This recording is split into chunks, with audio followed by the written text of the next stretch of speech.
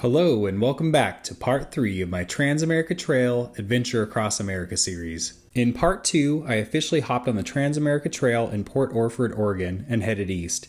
In just 2 short days, I got to experience the sheer beauty and size of the Oregon forest. I managed to injure myself and beat up some of my gear along the way, but I also learned to slow down and try to enjoy the ride. Feels good to be in the sun again. You and me, we could do big things on the run again. After a good ibuprofen-infused sleep, I decided to take it easy that morning. It was day 6 of my adventure and day 3 on the Tat. I ate my breakfast over a warm fire, which was one of my favorite things about camping, yet I could never find the time to do it along my journey, so I made the time. I packed up once again and hit the road with a high level of excitement and optimism for the new day. The Switchback Roads took me high into the mountains and over some amazing passes. I noticed some haze began to form on the horizon as I descended into the valley on the opposite side of the mountain range, though honestly, I gave little thought to it. I was too preoccupied with getting the footage to realize I was riding directly into a ginormous forest fire. The roads began to fill with smoke that continued getting thicker as I rode further inland. Eventually I pulled over as the smoke got so thick that my eyes and throat started burning. I decided to send the drone up to see which way the fire was originating. The Tat was leading me directly into the heart of the fire, so I made the executive decision to divert off trail and head north along some fire roads. Once I reached pavement, I learned just how devastating this fire truly was. The nearby town was under evacuation orders, and all roads leading west were closed.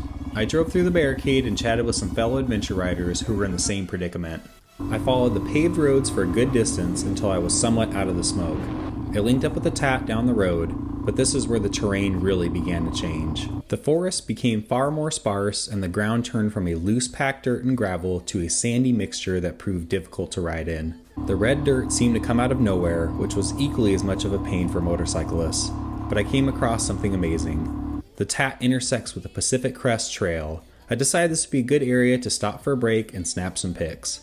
I hung out in hopes to run into another traveler, but realized slowly this section of Oregon was far less traveled. I finished out the day riding through the desert-like forest and ended up in a small town where I was able to grab some lunch and resupply my water and tools.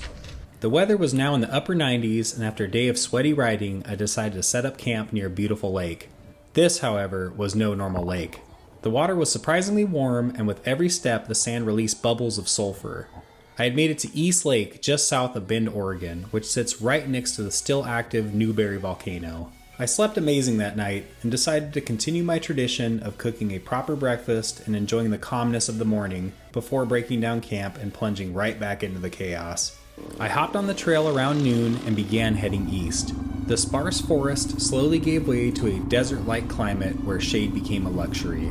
The heat was taking its toll on my bike and my body. I began to get concerned as my radiator fan was constantly whirring and successfully blowing all the heat from my engine directly on my leg.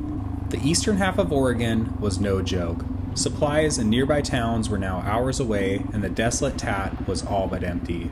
I was really feeling the struggle from the heat. The weather was now edging on 100 degrees, as all of Oregon was now experiencing a nasty heat wave.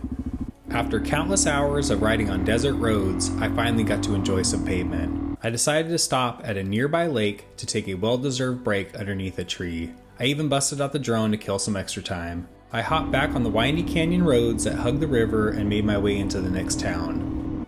I stopped for a bite to eat and decided I need to once again divert off the Tat and get to higher elevation to escape the blistering heat. I set up camp in the surrounding foothills and got to work refilling my water containers. The high deserts of Oregon have a pretty wild climate. Despite the hot days, it never failed to cool off at dusk. I got toasty by the fire, topped off my coolant, and called it a night. Thank you very much for watching part 3 of my TransAmerica Trail Adventure Across America series. Be sure to check out part 4 where I finish out Oregon and head into Idaho.